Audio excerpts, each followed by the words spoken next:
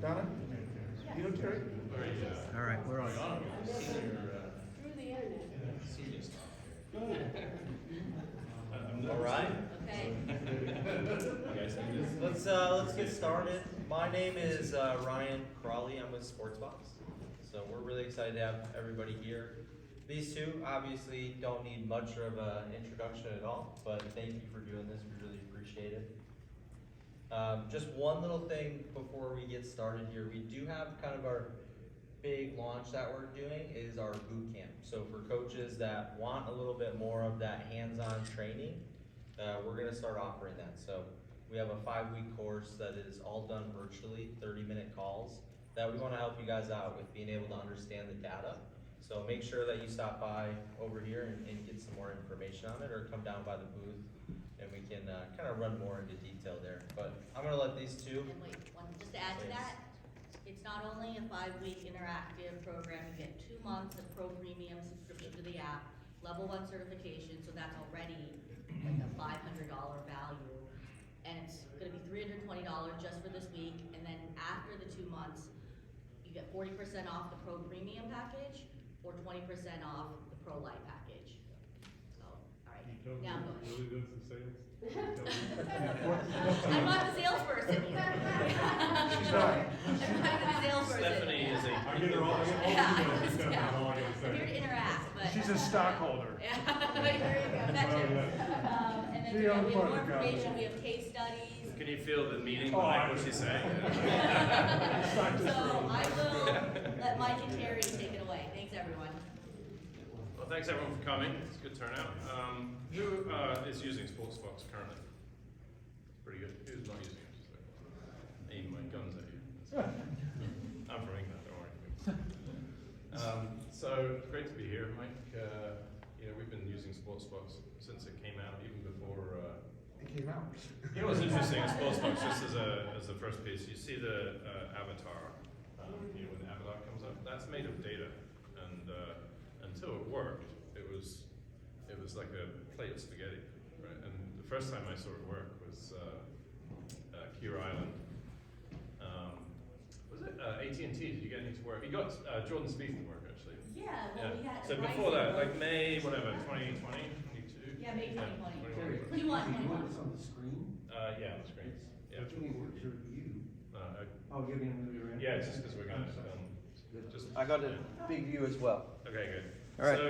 So the first time we saw it work was, Jordan Spieth, and so we put it up onto the Instagram and said, "Who's this?" And immediately everyone said, "Jordan Spieth." So it's been really cool to see it come together, and knowing the vision that was happening before, and I feel like we need to give it some context. So, how many of you use launch monitors? So that's everybody. So how many of you did it make you a worse teacher? Obviously nobody. But it took a little bit of time to understand how to use the launch monitor and what numbers you really prefer to use and things like that. And so now if we probably bring up a screen, your launch monitor numbers that you like to look at, there's probably different ways that you look at the numbers, there's probably different ways that you decide to use the launch monitor. And that's kind of the same way that we're looking at Sportsbox. It's a series of numbers that not everybody is familiar with yet. That's what we're here for. We're going to try and make you more familiar with the numbers, and everybody in the room eventually is probably going to use it slightly differently. Mike and I have a very distinct way of using it, and that's what we're here to tell you today. But that doesn't mean that's exactly how you have to use it. But we're going to talk about it. So, Mike, you talk about what we got here. So, I think first thing we'll do is just talk about how golf swings are different. So, any of you knows Mike's legendary career, the thing that makes Mike tick is why do we swing like we do? When you talk about how you've developed that philosophy over the years. Well, 103 years ago when I was in my 20s, Don and I were friends. How's older than you? Huh? How old are you now? I like that. I was on. I'm 69. I'm 69. I'm 68, gonna be 69 in See, March. I told you don't go there. Okay, first of all, does everybody know Donna White? Yes. legendary superstar. How about Gail Graham? A lot of superstars. Sean Huh? Quinlan. Sean superstar. Quinlan. Megan. One of my favorite people, Krista Dutton. Come on, stand up. Now, Jean Bartholomew might be at one time the longest gown ladies tour, wasn't she? Yeah. Tallest, the 4x4. You will. You know what? 2 years ago, 2 years ago, she still swung the club almost 100 miles an hour. Did you not? Well, ask her her age. I know how old she is. She's still a friend. She won't allow me to do that. But we have a great group here. Blake Adams, who had a chance to win both the U.S. Open and the PGA Championship. He's doing a great job learning and teaching down at the Kingdom. And He's the only guy that carries a shotgun in his golf bag. Hey, Blake, last time we went in your truck, how many guns did you have in it? 6. He's since upgraded to probably more. So he's our security staff, so don't mess with Blake. Part of the Adams family. First of all, okay, Phil Cheatham, where are you? Over here. Phil Cheatham, brilliant biomechanist who's helped make this a phenomenal product. Sam and Rich, why don't you guys stand up? So, Rich, stand all the way co-founders. up. And Sam is a chief technical officer. Rich is co-founder, and Phil is the chief science officer. So we better make sure we speak correctly today, Mike. We can't bullshit like we normally do.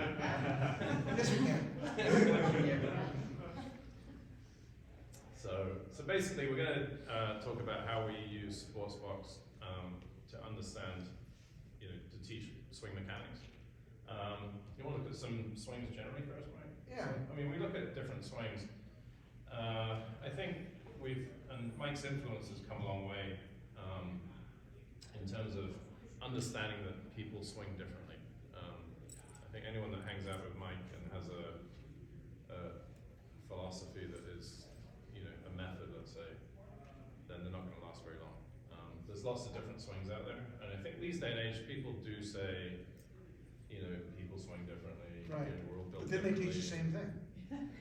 Yeah, that's why I was changing my terms. I think people say it now, which has already come further. I think there was definitely a time, video age was kind of damaging because, the video age we were looking at the style of the swing before the outcome of the golf swing. As you know, Sportsbox, we're teaming up with Foresight, and that's going to be an incredible combination of information. But eventually, your teaching has to directly impact the outcome. And so that's where, I feel technology is going now, especially Sportsbox with Mike and I. It's directly affecting the outcome of the shot, which kind of goes back to old school teaching and saying ball flight's the most important thing, which it is. It is. So, when we look at different swings, just going to go through a few, just to sort of, Mike, why don't you point out some of the characteristics that you see, say, with Justin Thomas? Justin Thomas has a very upright swing, does not have a ton of external shoulder rotation. Right hand's under, which he tests out to be. So he moves some amount to the right, has some amount of rotation. And watch how much he comes up. He actually flies. His feet come off the ground. Okay, where else we go? Rory. Just an interesting one. Yuka Sasso, who won the Yes, Women's US Open. Open at Olympic.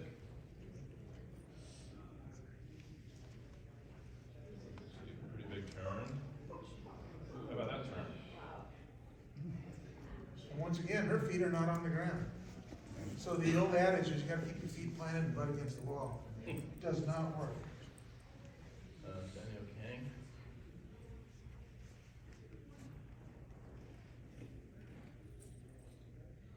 So it's kind of interesting to see Rory, so old Rory actually.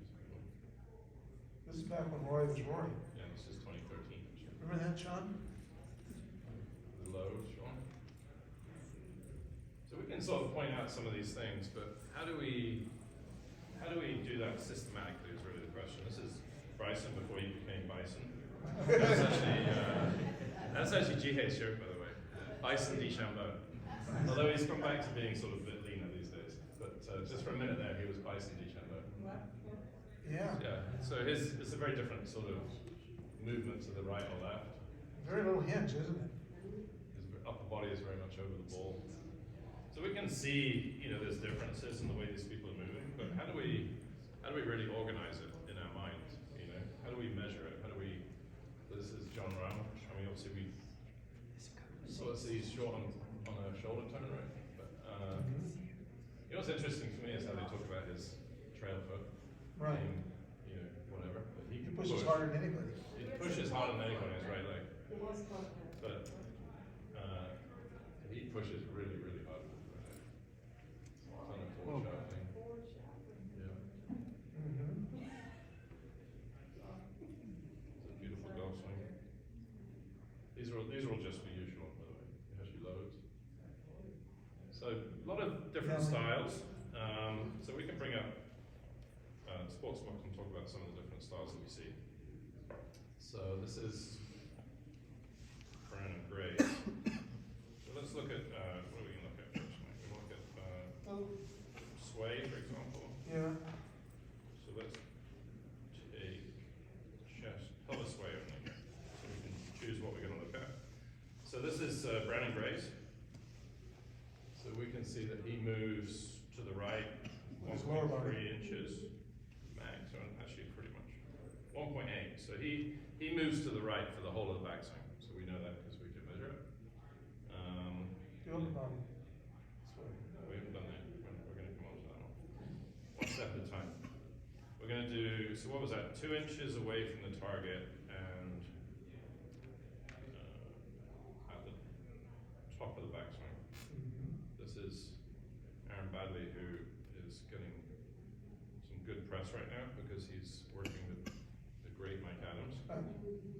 No, I'm getting good press because Yeah. His daughter wrote a sponsored exemption letter to the team, so. Is that right?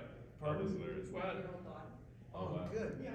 So we can see here the pelvis sway number, for example, is positive, which we know that Aaron did really well with stack and till. Well, it turns out he is doing better on his left leg. So he moves very, very little to his right leg, and immediately his sway is positive towards the target. So he had 0 away from the target sway, where Brandon Grace had 2 inches away. So they're literally opposite. There's 4 inches different. So he's swayed 2 inches towards the target. Brandon Grace is swayed 2 inches away from the target. So let's look at some upper body sways. Luke Donald. So Luke went from 108-ish 108 to 118. to 119, actually. Oh, that's right. So we're going to look at upper body sway and see. Dad's if went that's- from 106 to 123. Yeah. So this is chest sway. So Luke Donald would have one of the bigger chest sways. So we can see, he's one of the people that gets behind the ball. So what that means is he's moved 2.9 inches away from the target. Let's see who else we got here. Cool. Right.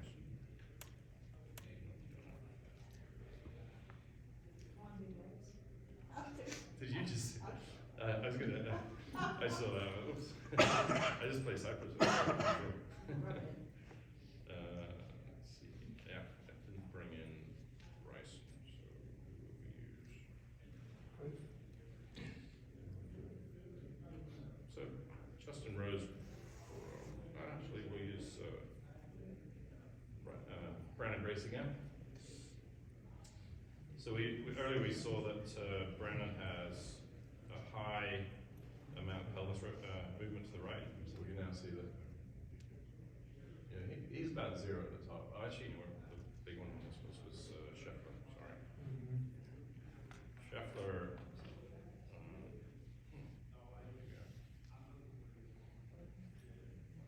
Question? Yes.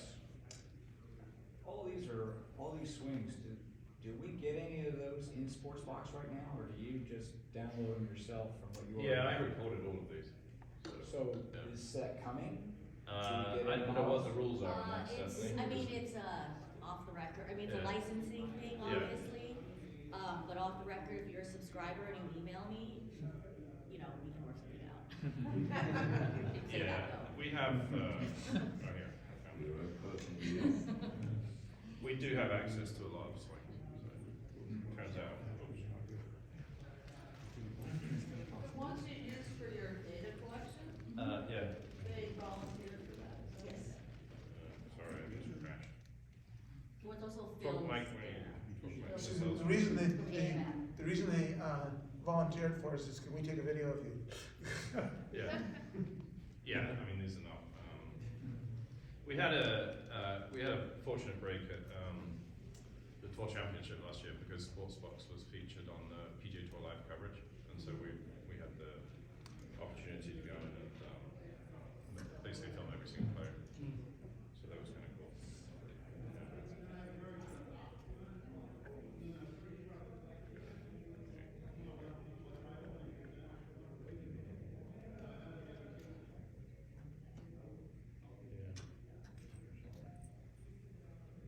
Ah, there it is. Okay, let's do this. So this is Scott Scheffler. So if you're somebody that only teaches that you have to get behind the ball at the top of the backswing, then you're in trouble with this swing. Because he is the most towards the target with his upper body at the top of the backswing. So we can see his chest sway is 2.5 inches towards the target. Now be honest with yourself, did you ever see that before? Did that appeal to you as going, oh my god, he's got the most sway towards the target of any player I've ever seen? It also didn't look like crazy obvious, other than the fact that I think we now measure things, and that became obvious. So here we've looked at pretty extreme differences. I think Luke was 2.9 inches away from the target. He's 2.5. 2.5, so we're looking at 5 point whatever inches of difference in the upper body, and 4 inches of difference in the lower body.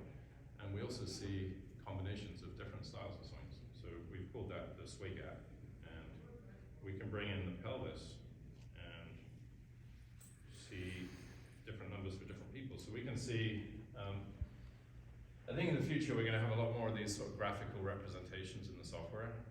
Phil and I love anything like this, where you can see the blue line and the yellow line represent the center of the chest and the center of the pelvis. And so for him, he's very much stacked on top of himself, right? So we can see it's a positive number as a pelvis. He's also moved towards the target with his lower body. So he's kind of like Bryson used to be prior to being Bison. So both upper body and lower body move towards the target. Similar to that. So if we go back and look at Luke Donald again. So we're now combining different numbers, right? So we can see, his upper body and lower body move away from the target. And, they've both been world number one. So how do we decide which one's better than the other, right? So So we can see. have you screened any of those guys with your screens? Mike We and I screen them do. all. Yeah. Okay, so you know who's a glider or who's a launcher? Yeah, We know we're gonna- who's under, who's covered, Yeah. we know who is front post, rear post, or center. I mean, that's one thing we do, we measure everybody. We know who's undercover. And we're gonna get the ranges Yeah. incorporated or That's all cool. these, Cool. yeah. We've So- got a lot of requests. But we can also see there's a pretty big range, right? So Phil is always very keen to understand mean and standard deviation. So there's a lot of, there's a lot of gap between all possible successful swings, right? So Yeah, and the mean only tells you one story. The Right. standard deviation is really helpful because it tells you what the spread is, how different all the pros are. And the tighter the standard deviation, it means that everybody does that thing the same. The wider the standard deviation, it means they all do differently. And so you may have front posts, rear posts, and you're mixing them all together, and then that's why you've got a large standard deviation. So the reason we're here today is to explain, how we approach dealing with these differences, Mike. So talking about mean, what do you see in the golf industry right now in that regard? Well, everybody wants to work towards the middle. And the problem is, we've met very few middle people. People are all over the lot. I mean, when we ask them, what are you looking at? He says, well, people aren't, they're all different. And yeah, okay, and so we agree with that. And then they proceed to teach the same way. Let's move everybody to the middle. If you're too much over here, you gotta be more here. Too much over here, you gotta be more here. Too upright, you gotta be flatter. Too flat, gotta be more upright. Faces too open, faces too closed. I mean, we need to treat them as individuals. And that's the wonderful thing about Sportsbox, is we get to see the differences between what, they're actually doing, versus what, others are doing. You can compare it. So, so we see big differences there. So we can also see different combinations. So we saw Scheffler was forward. And we saw Luke was rear. Who else we got in here? So, and we also got Mr. Vanilla, Justin Rose. Yes. So we've tested him, and if you know our test, which we're going to come on to, he basically is in the middle of everything. He's a sideline golfer, center post. I mean, he basically fits the model that everybody likes to teach. So when we can see his pivot, it's pretty neutral in terms of, you know, we're going to come on to lower body action, but his lower body's starting to move towards the target early before the top of the backswing shot. But we can see his upper body is slightly to the right of his lower body, and this would be pretty much in the middle of the ranges that we just talked about. That doesn't make him the goal, right? So the first thing that usually happens with technology, and it's usually because of a lack of data, is, okay, what do the pros do? And then what do the average of the pros do? And that sort of is a problem. So interesting too. Wait a second. When you consider averages, remember, you're taking the farthest this way and the farthest this way to create this. That doesn't mean everybody's there. It just means, you know, you have enough this way and enough this way to create the middle. And that's why everybody teaches towards the middle. Yeah, They but believe by the in way, averages. we do give you the averages, Yeah. and we do give you the ranges, and it still is a good benchmark Oh, to it's get good. into your head. 100%. Don't teach to the middle, but Yeah. be aware of what it is. Correct. I think we should, yeah. And the ranges are gonna be in the app starting next week. So Phil, Next week's gonna be a big week. Phil has done some great work in regards to this. So we're always looking for what are the absolute truths that all top players do. One of them is this. So we looked at, so as you can see, Mike and I are recognizing there's different relationships between the sways that we're going to come on and explain how we get that.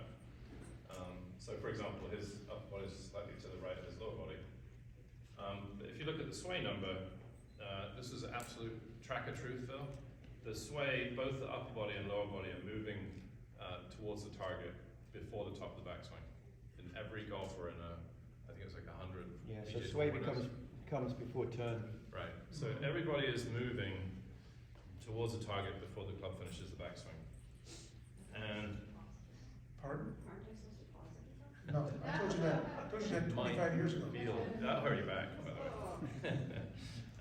So once the person then loads into their lead leg, then another tracker truth is that the upper body moves towards the target and will then move away from the target. So you're going to see this gap increase, and this is a power move.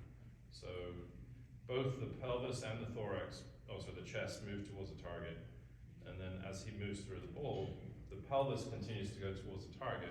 Terry, for us over here, can you Oh, move sorry. off to the side? Yeah, but the pelvis.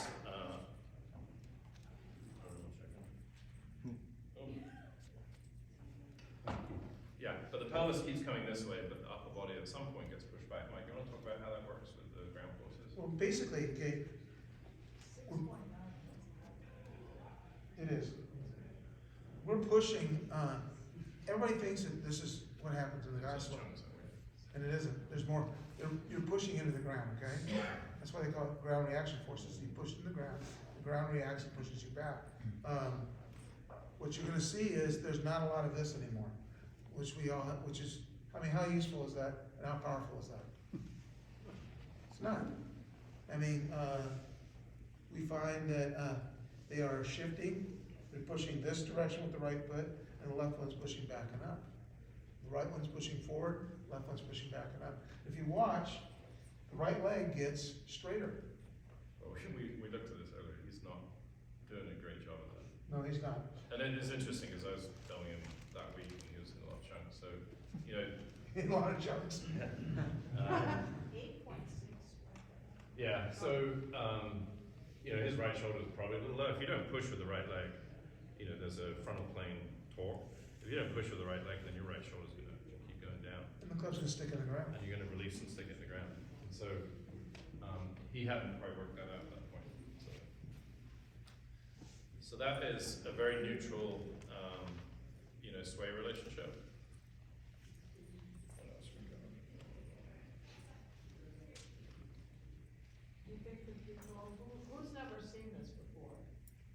They appreciate the other views you can see? Yeah, absolutely. It'll be interesting to see.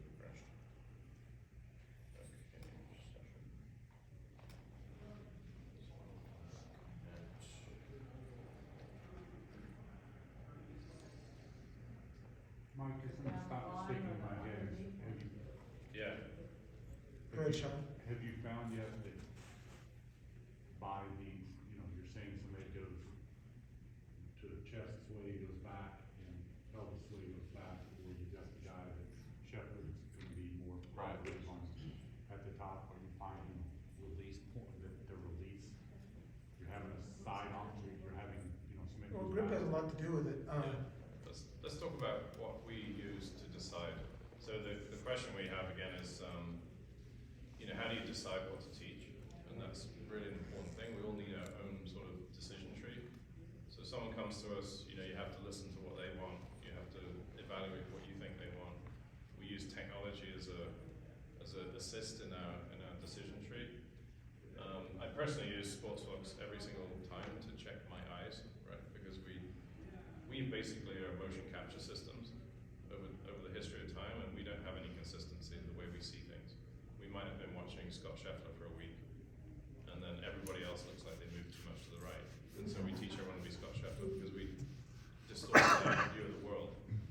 And, you know, we might have taught a lesson last week where, you know, somebody moved off the ball a lot and they did really well, and you may see that, you know, as an option in the next lesson. So I feel like using Sportsbox keeps you honest because it's very consistent and accurate. So when we talk about upper body sway, let's talk about grip testing. How many of you have seen Mike's grip test, trail hand test? So you want to talk about that real quick? Well, basically, you can be here, cover or way under, okay? So there's that 180 degrees of where the right hand could be. The more it's on top, the more the elbow is out, the more you're gonna be pushing down, which affects lower body. I mean, stand right here, Steve, push down on the table. So when you push down the table, what does your body want to do? Yeah, but it wants to push up. Okay? Now, take your hand, come over here. Now push there, now push with the right hand. And what does the hips want to do? They want to open up. Right, okay? You move this way a little bit, and put the right elbow in this position. Now push there, and the hips want to move which way? Lateral. So basically, the grip has a lot to do with what's happening with the lower body. It also has a big influence on angle of attack, path, swing direction, all of that. So we like to measure them just to have an understanding of what we can expect. And our mind has a view of what we think it should look like, okay? Now, Okay, let me just show you. Mike, isn't it also helpful for just injury prevention? oh yeah, Well, yeah, so You're under that's, and you're teaching a different style grip, yeah. vice versa. So we could easily call it the trail arm fold test. So somebody, come up here, Steve. So just stand, look at me, put your hands together. We want the arms to swing, you know, freely over the chest. So as he goes back, we can see that his trail elbow folds up and in. Anyone who's an under golfer here? That we know of? she is. So, no, I'll demonstrate an under. So, Are you an under? no, I will be in a minute. So you're a lefty? No, she's right. You're joking. She- So look that way. So as we see his elbow go up and back, that reminds us of someone like Jack Nicklaus or Rory McIlroy. Okay, everybody watch Jean when she swings it back. Where's her right hand? Underneath. Under. Elbow's tucked in. So if you look at the difference of the effect One of on years, the, people tried to change that, by the way. well, you know, you could have been the other way and they would have changed it that way. So it's, you know, unless you're in the middle, you didn't survive the 90s unscathed. Right. So basically, if my arm folds like this and gets shorter, then what happens is the upper body gets pulled off the ball. Okay, so what happens then is the upper body sway increases. So stronger grip golfers, especially the trail arm, because of the way the arm folds, end up with more sway. We call that counter swivel.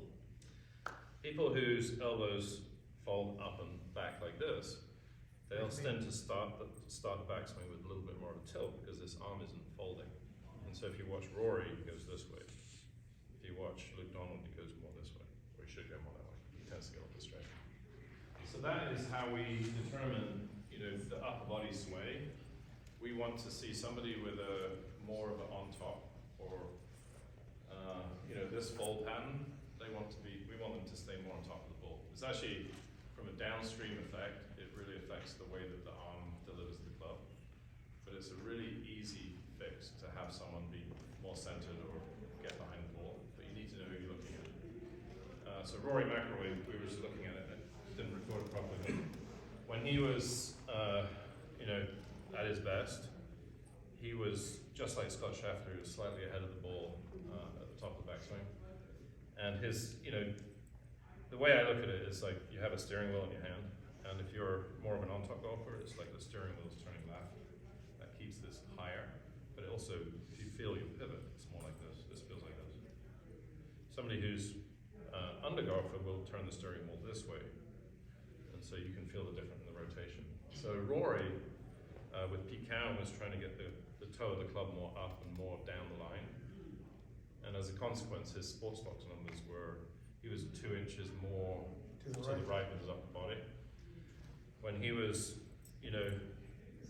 normal Rory, let's say, early in the 2012, 13, 14, 15, something like that, around there, he would, if you watch him, he sort of counter tilts slightly at the start. So left shoulder goes down, because his right hand's on top, he sets it outside.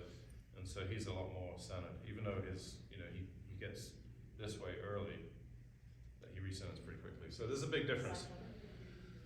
So, so for us, that would be the biggest effect on upper body sway, and it really helps. We might forever call it counter swivel, counter tilt. Counter tilt this way, Right. counter swivel this way. So now we look at the sway gap is a 3-part story. The gap at the top of the backswing is set up from the relationship between your upper body and lower body, but let's say upper body is grip. We definitely want to see upper body, lower body moving towards the target before the top of the backswing. And we also want to see the upper body pushing back away from the target. So there's a 3-part sway gap story within that. Who's asking a question? When you want to see the lower body and upper body moving towards the target before the end of the backswing, are you pushing on the right leg to do that, or is this just I mean, everyone does push some amount. Now, in your case, Joel is a European Tour winner, and he's a front post golfer. Almost put his swing out. I'll put it on there for tomorrow. So Joel, for a period there, if you know what I'm saying, lost his game going too much this way. So he's front post on top, and he's doing a really good job of being, zero sway gap. Now the way you do it, we're not talking about that too much, we're just talking about the measurements, but yeah, I mean, everybody pushes themselves some amount to the trail side on a force plate. It's a very small number for some people, like Dads. Scott Langley is another one. It's a very, very small movement to the right. But even, you could have like Bryson on a force plate, he's starting to shift his pressure at club parallel to the ground with a low body sway. So we'll come on to that. We're going to talk about that. Question on that. Most of the front post golfers are doing that. Question on that. Okay, you can move to the left Yeah. 2 ways. One, you can push on your right leg, or you can drop on the left Right. leg without pushing on the right leg. Is that not correct? I completely That is agree. correct. And Is that a leg dominant? Thank you. well, we're coming on to that. Okay. Yeah. So we're going to talk about lower body sway next. So upper body sway, just generally, it's highly affected by the way that the arm folds, and the way that the body will react. So if you're an under golfer, but you're not folding your arm early enough, or rotating the club face open enough, then you're going to tend to not sway behind the ball enough, which has a big effect because Phil and Mike and I and Sasha did a great project defining what a golf grip is. And so what it means to be an undergolfer is the face is somewhat closed to your hand. And so if you are, not swaying enough behind the ball, that has an effect on the plane. It tilts the plane more to the left. And you have a closed face-to-hand relationship. So people with undergrips, it's interesting how the mechanics match up. You fold, that helps you get behind the ball, which tilts the plane more out to the right. Sean is a great undergolfer. Terry, Yes. so we don't get it wrong, Yes. that's what I thought this time. I love it. So we can talk about the trail and the lead. Right. And the actual one. No, I don't think we need to do that. It's too. We're just talking about relationships this week. Too technical now? It's not. We'll talk about that tomorrow. Yeah. That is in tomorrow's presentation. So basically, each hand does a different job, which is beyond the scope of this presentation. So today we're kind of talking about sway, the relationship between the sways, ground reaction forces, and kind of how we're using Sportsbox. So that's just a smaller piece of what we do normally. So Mike, why don't you talk about lower body action, ground forces, how we test for it? Well, we test, okay, there are basically 3 posts, okay? Front, center, and rear. We'll have them place a club across the top of their thighs and pivot back. When I do it, I am very much rear. Who do I have that's front that's here? Joel. Joel? Come here. Big again. Okay, go ahead and pivot back. Where's he at? So what would happen if I had him moving to the right? Changes everything. He tried that for 2 years. I've tried it for 2 years, and it's called becoming one of the leading money spenders. You've been very good at that, The hotel's got smaller. Hotel, he's camping out underneath the Yeah, the bridge. vacation every weekend. So basically, understanding, using the post test, it gives you insight into how they're gonna use their lower body, okay? Show, who do you have there? That's Bryson. Oh, Bryson. Who do you want to? Oh, that's a perfect one. Okay. I actually like. See, we got Rory. Old Rory. Mm-hmm. How about Brooks? Brooks Kupka. There. Right? So what do you want to look at? Let's go. Pelvis lift. Sway. Turn. So if you don't have a force plate and you do have Sportsbox, you can start looking at sway, rotation, and lift as a proxy. So we can see. Can you see the numbers there?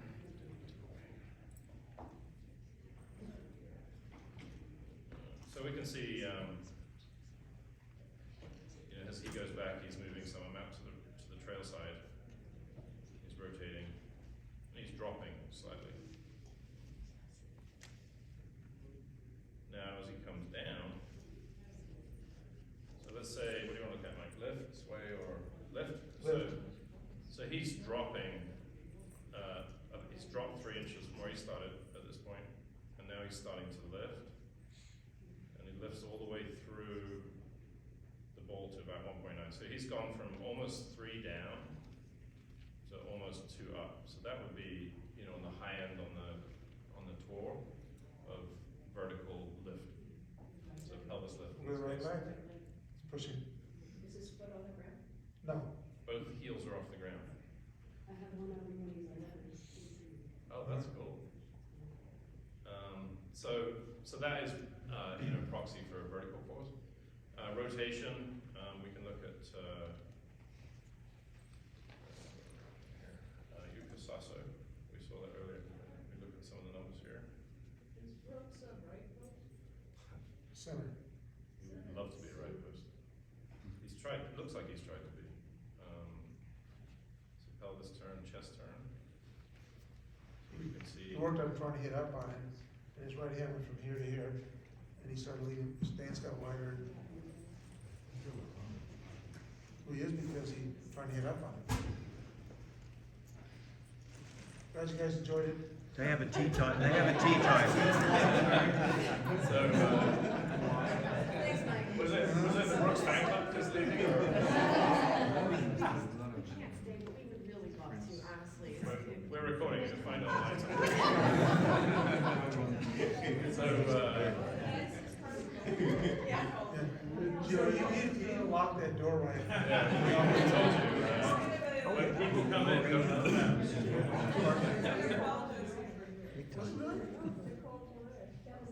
I used to teach her when she was a junior. Oh, that's amazing. So we can see a different type of golfer here. This is Yuka Sasa, who's opened up a ton, so she has a ton of rotation. And then we have, well, Brooks could be the example of sway, but he probably shouldn't be. Correct.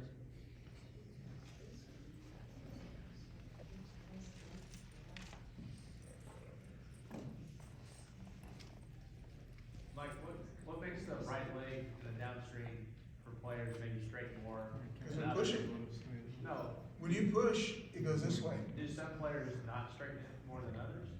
The ones who aren't pushing as much. So Mike, how do you determine how much sway someone should have in the backswing? Well, first of And all, then timing. if you are a front post golfer, okay, everybody's gonna move to the right, to some degree. If you're a front post golfer, about the time the shaft hits waist high, you're already starting to move back left. Do we have any rear post golfers here? And you gotta Rear push. post? So come and show us your rear post. We've got Joel's front post. So when you turn to the right, yeah. So that's gonna be, so there's two variables that we see with the sway timing. Sway quantity and the timing. So the quantity is greater, so it increases throughout the backswing. And so a rear post golfer is gonna basically change direction at the top of the backswing. So the sway is gonna decrease. The front post golfer, like Mike was saying, But when the club hits waist high, it's already starting moving back. And then the center one, lead arm level? But when the Yeah. lead arm, just before the lead arm is level with the ground, they're starting to move back. there's a slight difference. Force precedes motion. So when you look at pressure, you're seeing the pressure shift prior to the movement, right? And so we're going to see the windows are slightly later on Sportsbox or in motion capture than they are on a force plate.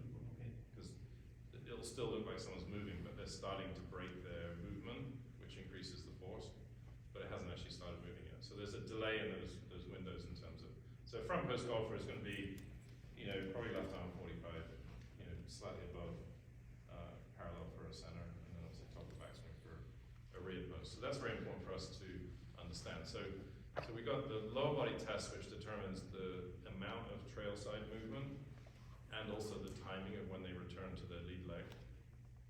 We've got the grip test to help us understand how the upper body is moving side to side, and then the relationship between the two of them, which could be both trail side, both lee side, Or upper body trail side. Zach Johnson would be a really good counter swivel, so somebody that moves, very strong grip, upper body gets behind the ball, but his lower body's going left really early, and then he swings it out to the right. Colin Montgomery would probably be a really good example of the opposite, or Brandon Grace. or DJ Singh, That's right. So kind of kills. So then in the downswing, we see, different things affecting the golf swing. This is Joachim Neiman. Mike, talking about Joachim. Well, Yoki, we measured him, and probably the most under that I've ever tested. And his teacher is trying to get him not to be so far under. And so he's worked really hard on taking the club back outside and hooded. As a result, he has to create a lot more side bend coming down, because he needs an opener to take care of what, he already has a closer in the grip, so he's added a closer with the takeaway. So he had to add more side bend coming through. So we can see here, pretty classic amount of movement for a center post under golfer. But now as he starts down, we're going to see a pretty big increase in that gap. So he really pushes back and under it, basically. See the difference? So we got a Looks like it hurts. What was that? Yeah, I don't like to look at that one too long. That one definitely hurts. 47 degrees of side bend is pretty much as much as I've seen ever.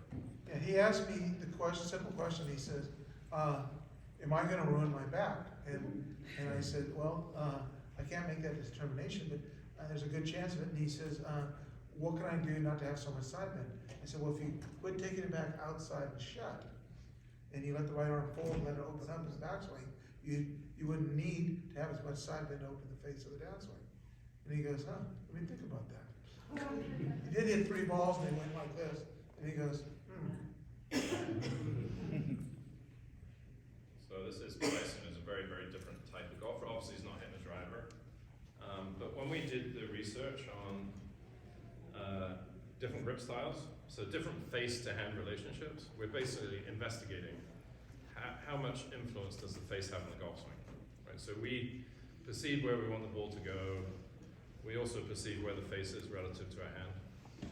And we have to solve that puzzle in our golf swing. So Mike and I teach in a very sort of organized way. We organize things that open the face, things that close the face, things that shift the plane left, things that shift the plane right, and things that shallow and steepen our attack angle. Now the important thing is any single change that you make to a golf swing affects all of those things. And so we're always trying to balance the golf swing in order that the ball goes straight, of course. But in our case, we're trying to organize it dynamically that you hit it straight and far and don't hurt yourself. And it's, you know, it suits your body, so it's repeatable. So what we saw with grip was that when somebody had a more on top or weaker trail hand grip, which effectively is an open face to hand relationship, Sasha did the math and said that those golfers twist the shaft earlier, so there's a higher shaft twist torque. The way I look at that is it's like driving a car around a curve, and the curve is so big that you can accelerate all the way around the curve.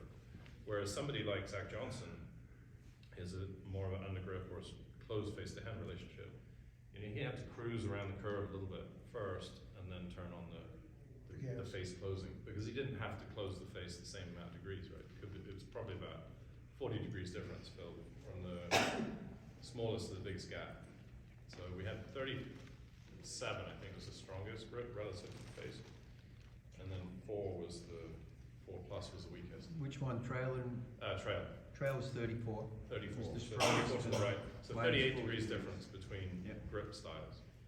Now these are all really good players, they're pros. Now, if you want to close the face, then if you put your fist up and extend your arm, you see the face closes. So people that want to close the face earlier, need to close the face earlier, their arm gets longer. And so that, in addition to the lower body action, will encourage less side bend, it'll be a higher trail shoulder. Whereas Joachim Niemann, he's got 2 closes, and he's using his trail arm flex and his side bend to hold the face open as long as possible until it lets it go. So as a consequence, we see all this side bend. So knowing, those of you who know Bryson's swing, he has a very weak trail hand grip. We were actually straightening his right arm in this session here, and so as a consequence, he has less than half of the side bend that Joachim Niemann had. And in that closing motion, did you notice the angle of attack changing quite a bit? It would get steeper. Yeah. So on top golfers, there's a number of reasons. Mike, you want to talk about hand orientation, hinge? go ahead. No, Well, you- okay, everybody stand up and put your hands straight out. Right hand. Use the left, you can use the left. Okay, now, take your right hand and just do this and this, okay?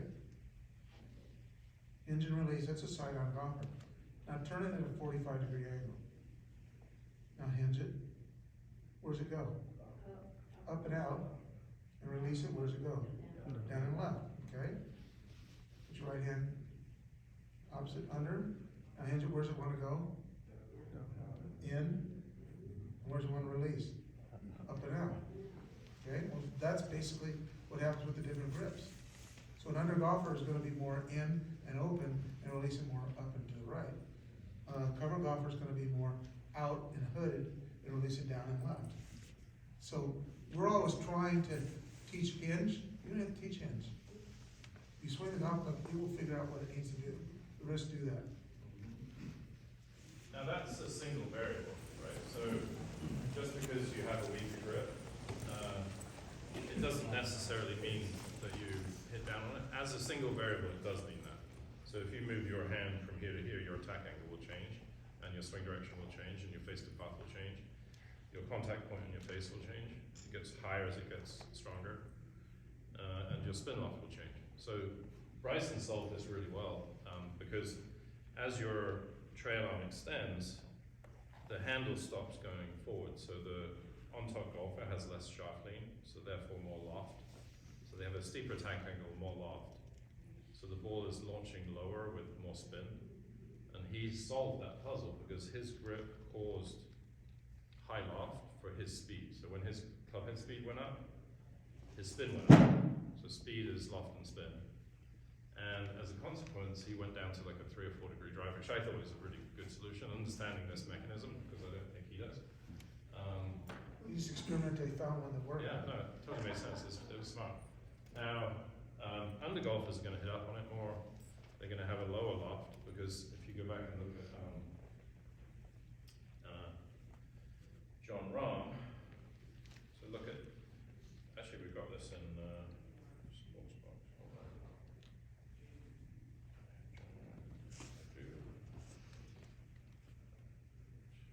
So within, if you go up into the top right corner, you can see some numbers, which are more numbers than we have in the other section. Right at the bottom, you can see shaft angle face on, so you can see shaft length. What's kind of cool is that, so you started with -8, so the shaft was, so ball position was forward, handle was in the middle, so you had -8. But when John Rahm hits it, we can see at impact, he has 20 degrees of shaft length. So 30 difference. Right. But, you know, at the same time, his hand path is coming up and in, he's pushing back, so he's creating, you know, attack angle loft. But, you know, he's, I mean, I haven't tested him, but there's no doubt to me that he would be a side on the golfer. Yeah, I tested it. Okay, perfect. So what happens is, if you can imagine that your face is close to your hand, you have to do something to square the face, and that mechanism is very normal, whereas Bryson has very little sharpening. So now, the question was, does that affect attack angle? What else can affect attack angle? So we now go into our box of steepness and shallows and say, you know, somebody doesn't have to hit it flat, right? Right. So Sergio hits it pretty flat, Brooks hits it pretty flat, but there's other, like Rory hits it pretty high for an on-top golfer. If you close your stance, that's a shallow, okay? That, it'll allow you to get deeper, it'll take a cover golfer and actually have them hitting up on it, okay? If you are an under golfer and you want to hit more down on it, you open the stance. It steepens the angle of attack, gets the club swinging more to the left. It's swinging still to the right of their body and to the left of the target line. That's basically the way DJ solved his golf with Butch. And that's the same way that Rahm did it, and same thing with Lee Trevino. Yeah. And Butch used Trevino as the example for DJ, because his dad and Butch also always loved the way Trevino hit the golf ball, because he's the best ball striker. And he says, you know, if we get you swinging more like Trevino, you'll hit it. And Butch is smart enough to recognize that Trevino was like this, and DJ's like this. And Trevino hit perfect fades, was a great ball striker, that made him a great ball striker. So there's one important distinction, I would say, that separates what Mike and I do from most people, is that we have this bucket of possible things that we can do, but we are relentlessly searching for dynamic solutions. So what other dynamic solution can we use, Mike, to have a weaker trailhand grip golfer hit the ball higher? Well, I mean, basically, closing the stance allows you to do that. Pardon? Think of how much have you seen someone pushing off the ground decrease their attack angle? A lot. So there you go. So pushing up is a really good way. So somebody who is potentially hitting it low because of their grip and their upper body pivot, right? So it's almost like there's two contributing factors to steepness if you're a on top trailhead golfer. So this is both going to make you hit down a bit more, but the equal opposite could be that you push up a lot more, and so you could still hit the ball high. Like Scott Scheffler is a perfect example of somebody that is hitting up way more than his grip and swing, so including the uprightness of his swing would suggest. Whereas Justin Thomas, same thing. I mean, even though he's an under golfer, he hits up on it from a very centered pivot, especially in transition. He's And got a lot. use it kind of push up. Yeah, so he pushes himself up and back. So are we running out of time here? Just clock about. keeper? Huh? So We're done? basically, we use Sportsbox like this. We categorize what we do. You guys are all welcome to do what you do. But I trust my man Mike because he's given 1,872,000 lessons in the last 2 years. That's this week. And what happens is someone mentioned the 10,000-hour rule earlier. I think Mike's probably got 1,010,000 hours. And what we're able to do now with technology is to tap into his genius and measure it. And now we're able to transfer. This is much smarter than me. No, but we're able to transfer, what teachers were able to see to other teachers. And so, if you guys watch what we've just done, you can easily do the tests and you can easily apply those numbers to your students, and they're going to get better at exactly the same rate as if Mike did it, unless he uses his magic dust. I've got a pocket full of it. Terry, how often do you see once you screen the players and get them set up and moving correctly, do the numbers, like, you don't get them on Sportsbox first, assess them, screen them, make the adjustments. Depends on the and person, to see be the honest. changes that you Yeah. make, you still then have to go in, you still have to go in, So change some of the. I'll just tell you how I use Sportsbox. And so every single lesson, so if you look at teaching, if somebody comes in, they have their goals, you have your goals for them, and you sort of merge. At some point, you have a decision, I'm going to do this based on that. So within that sort of, it's like a Venn diagram, you have this little moment where you have the opportunity to act. And, so I need help making a decision, right? So as a golf teacher, I would say, based on what they want, based on what you know, based on what you test, you basically have a level of probability in your brain that when you say something, something will happen, right? And so what we're really trying to do is to increase the probability that you're successful in advance of it actually being applied, right? So I would say, are really good at saying, if I do this to that person, that will happen. And so as a teacher, you should be able to do that. That's a really important understanding of the golf swing. If I make someone push up harder, there's a probability they're going to thin it. So you tell them, push up as hard as you can, you might thin it, don't worry. Right? So you're out ahead of the problems, and this is very important. So you've got this decision-making process that you use technology for. Then, I think the second variable where Sportsbox is really useful is communication. And so early on, Steph, you remember this? Like one of the first comments we had back from the beta testers was that some people prefer to look at an avatar more than they like to look at their body. And it made people more objective from a communication standpoint. And so, I'll feel it out. I have I've had to have 3 big TVs on the wall at my bay at Hudson, and I'll stream this to the big TV, and I'll see, I'll have different pieces of information up there, and you'll discuss things. You're sort of feeling out, your communication probability, right? So you've got a swing probability where you go, I'm going to do this, I think this will make it X amount better. But you also have a communication probability, right? So if I say this to you, you're going to do it. I say it to someone else, they may need more reassurance. Mike is the greatest of all time, making people do what he wants them to do. It's not a democracy. Cattle prod is a great tool. He is a human cattle prod.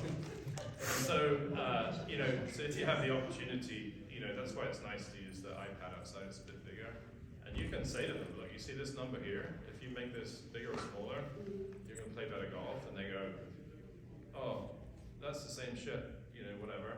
And then you go, well, you didn't change. And so now you have an additional way of communicating. So just to let you know, it depends on my student, I mean, we can both teach obviously with nothing, and we all can. But in terms of people sustaining the lesson and learning the lesson, and potentially taking the Sportsbox home and practicing at home, you start getting into a much better learning process if you integrate them into the Sportsbox. And it just depends a little bit on the person. Like, some people just want to hit better shots, and you go, "Wow, look how this number changed." They're like, "I don't give a." It's like, see how far that ball went. Where's the first tee? What's the course record? It's like, but it depends on the person. But you also get people that total nerds and they love everything. So it's, but I definitely use it. Decision making, progress checking. Like, as much as we, write down what we did in the lesson, someone comes back, maybe they look better, maybe we don't know how much better. Based on how much did they measure out at the end of the last lesson and how much did they measure out at the start of the new lesson. I think using data to track progress is very professional and responsible. So Yeah, now you have basically what they started off with and what they moved to. Because a lot of times they say, "Well, I haven't moved at all," then you show it to them and he goes, "Oh wow, I have." And then do you do a voiceover? Do they get a copy? yeah, you can draw lines now. So you see the microphone up in the corner. So once you've registered the student, you can do the voiceover. You can draw lines. You can point at things, on one side of it, and then the other side of it. You can flip. You can toggle between which view you have. So you can just do video. You can just do 3D. You can do both. Obviously I haven't shown that to everybody, but we can do different viewpoints. And again, I think the benefit of viewpoint, thanks for mentioning it, is because it gives someone a different angle of their own swing that they haven't necessarily seen. So for example, using the below view for ground reaction forces is pretty cool. So you can sort of see that they're hanging back maybe a little bit more easily. That shows the kinematic sequence really nicely too, the Yeah, hips which go we're gonna first. come on to, right, that's a really good one. So if we put in, for example, turn, knees, we can see a really cool illustration of what's going on here in terms of timing. So I think we're going to add more. Knees come sequence first, stuff. yeah. It's coming. You've seen. Next week. Actually, 2 weeks, 2 yeah. weeks. Oh, excuse me, So it's 2 weeks. 2 weeks. So, how long have we got, Ryan? Oh, you're way past your Oh, way overtime. past. Oh, okay, so That was keep okay. going then.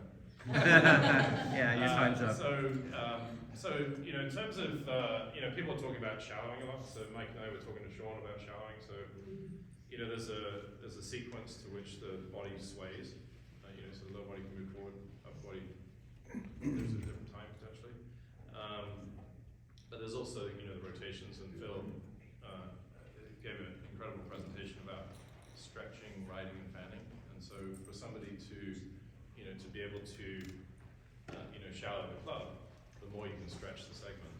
So you can see that on here. You can see the numbers, and you can see the lines from here. So thanks, Phil. I can use it for that, but I will in the future. So you can see the different segments opening up. So if you're trying to explain that to somebody, it's a really nice way to do it. Gary, what would the top 5 parameters you guys find you look at the most? The first ones I usually put up are turn, sway, so turn, sway, and lift, pelvis lift. That'd be my first ones. They're the sort of the cause, and then some of the other numbers are more downstream effect. And so if somebody's like, well, my chest is lifting too early because they've been told about early extension, then I might have lower better. So Phil said, fall into the left side better.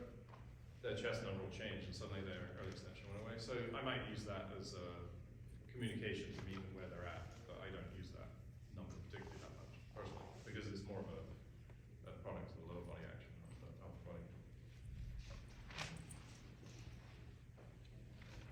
All right. Still One going. more question. What are the biggest standard deviation numbers and the smallest ones? That's a good question to ask my friend Phil. Yeah. I wasn't listening. What's Sorry. what's the biggest It's kind of dark in here, Phil. Is that what's the sort of- biggest standard deviation numbers out there, and what's the smallest one? Oh, jeez. I don't know, you put me on the spot there. Face angle impact for a pro. Yeah. That'd be a Sway- very low sways- standard deviation. Sways are quite large.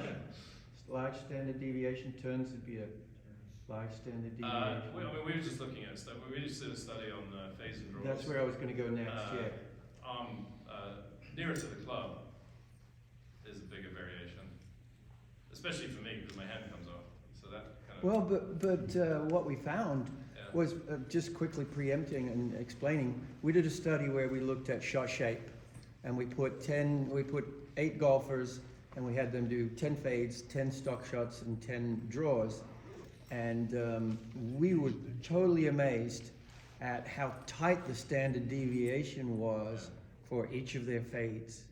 They were just like dead on, and Terry was the master. I mean, apart from that little one with the hand coming off, but that, we dropped him out of the study there because he messed us up, but all the other ones my were trail arm supination. Supination. Supination. Pronation was. yeah, sorry, was pronation, inconsistent because supination to my lead. hand comes off the club. Yeah, So. yeah, but we found some really cool Yeah, stuff on even that at that study. speed, it's hard to hold on, you know. We were looking at it, and he said, is this slow motion? He says, no, that's full speed. Quick question, so you guys have obviously done a lot of work with ground reaction forces and, force plates, things of that nature. That might be tied more to you, Phil, but I would think with AI, you would actually be able to look at a video and actually see whether or not it's a vertical force, a horizontal force, a rotational force, and then be able to actually predict what force the image is using because you've tested it against. Right. That's a really good question, yeah. I think that's amazing too. Yeah, you want me to address that one? Well, I think the 3 weeks. 3 weeks, that one's more difficult. No, 3 the weeks. important thing is, I think, to understand, I'm just going to set you up for your answer, Okay. is the relationship between, the center of mass and the forces. So it's not just force, right? So there's an assumption on the force plates that we know what the center of mass is. So we measure the movement, and then there's the force. And Terry said earlier that forces precede motion. So you can have forces and you can't even see any perceptible motion. So you can do it by a process called inverse dynamics, where you take the mass of each body segment and then you take the position, the velocity, and the acceleration, because F equals ma, force equals mass times acceleration. So if you've got the acceleration and the mass, theoretically you can calculate the forces, but they're so minute that your error range can be You're better really, off really having high. force plates. Yeah, so just let me finish that real quick. You mentioned AI. So one way of doing it is kind of doing what we've done with kinematics, but capturing a bunch of swings on the force platform and then using AI to predict what it's going to be. But that is a prediction and an estimation. Because there's a lot of body parts in between the ground and your pelvis, for example, center of mass, and you've got knees, ankles, a lot of muscles. There's a lot going on, which makes it more. I counted them up. There's like 35 degrees of freedom out from the ground to the club. So there's 35 different ways of screwing it up. Yeah, and you'd need, so we're going to have accelerations, but you'd also need, the mass of the person, right? And so John Ryan, for example, if you were to simplistically say, well, the translations and rotations of his pelvis are because of his ground force, he doesn't have a lot of movement, right? But we know And it's more difficult. there's a lot of force. But there are ways to do that. We have tables from many biomechanical studies over the years of cadavers, and they know exactly what percentage the center of mass of your forearm is, what percentage the center of mass, and you tally all of those up, and then you kind of do a calculation to average them out, a moment calculation, and you can find out where the body center of mass is. It's different for men, it's different for women. So we can put that calculation in there, and actually it is going to be one of the calculations we're going to add. We're going to add center of mass before we add kinetics, because center of mass is kind of like one of the basics of kinetics. So we are moving quickly. Have we still got Rich? We lost Sam, but it's a pretty cool company in that when we come up with something which appears that it will be useful, it gets implemented really quickly. So for those of you who've already been using the system, Rich is right now taking notes. you've seen the updates, which are relentlessly ongoing. We move fast. You need anything? Listen to you guys. Talk to Stephanie. Yeah, talk to me, I'll make sure it gets She's in. in charge of implementation. She's doing all that in between having two kids. Yeah. Do they have incorporated club? Yeah, Yeah, we that's are. coming That's sooner, coming soon, right? sooner rather That's, than later. that's coming. Yeah, it's coming very soon. And we're also incorporating down the line captures in the next few months too. That might take 4 weeks, Yeah. a little bit longer for the wrist. But Can you again, integrate with Hack Motion? But one thing Can you that, integrate with Hack Motion then? that's an interesting possibility, yeah. But one of the things that Erica talked about in an earlier presentation today was that, hey, you've got the video.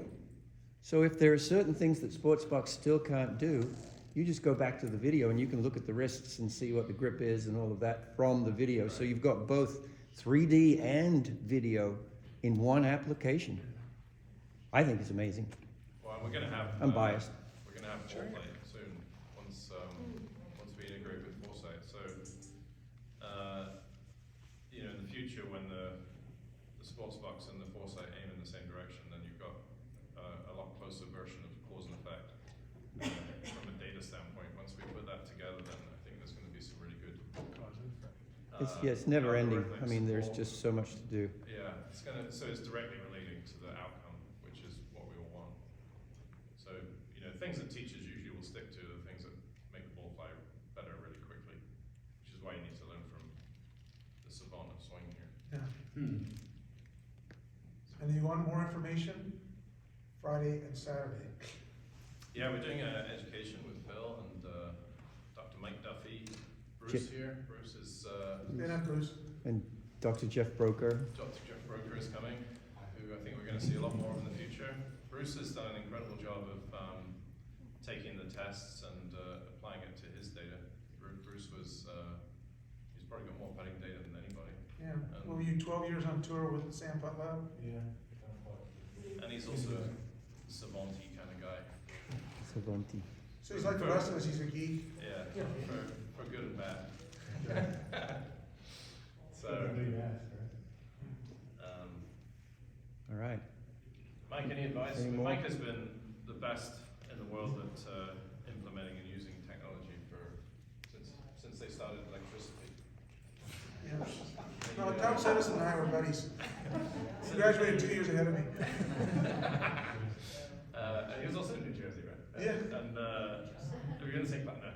So over the years, how did you use technology? And so we start off learning it, and then we start implementing Yeah, it. more. first was the video, and well, first was a graph check camera, then it progressed to video, and then it progressed to launch monitors. And then, Way back with Dillman back in the early days. oh yeah, well, I used to work a lot with Chuck Dillman and Phil about 100 Chuck years ago. Dillman was my boss at the Olympic Training Center back in the 80s, and he was already doing it, already doing force plates.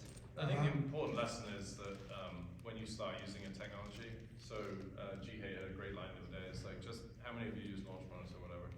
Are any of you physicists? So do you need to know physics to know if that number is correct or not? Now you can see it, you trust it. We have an incredible team of multidisciplinary scientists and experts building this in the background.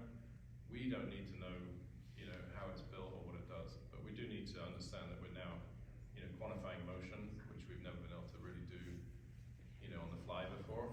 And, you know, it's early, and, you know, we as a group can talk to each other and find out our own best practices. But I think, you know, in the short time that we've been out, it's organizing itself pretty well into a useful system, I think. But I am happy to teach you the physics if you want to learn. Just an extra charge for that. Well, you know, in the old days, what we used to do, you had to have markers on, Right. and then you were filmed from different angles and stuff, and basically then Phil had all his lab rats who were understudy from him. They would be out there digitizing each and every frame, and but a month later you would get what happened Yeah, it'd take us 2 to 3 hours per swing. per swing. When you have the ranges in there, It there's takes, the ranges in there, will you have it categorized like if they're side on or side cover and front? Yeah, cover, so actually, that the ranges vary? I'm behind my schedule in terms of Ryan and I working together on that. He's well within his rights to nod smugly right now and say that I should have given him the information by now. But it's progress. We are doing it. That would make a huge. Yeah, it's my fault. Huge success. We'll have it done By the by the way, time we finish the book. Congratulations, Ryan. Yeah, that's right. Congratulations, Ryan, for becoming a top 40 under 40. Is that what it's called? And it changes to just best young instructors. Oh, there you go. No longer 40 of us. One of the best young instructors in America. Congratulations. Ryan is doing a great job of supporting people, and I mean he's probably been in touch with more teachers than almost anybody the last couple of years. Yeah, And, yeah. it's great exposure to see all the different styles and what have you, and then also see how they're incorporating it. You know, obviously we're different to other people, so yeah, cool. I think that's it. Thank you, guys. Great stuff.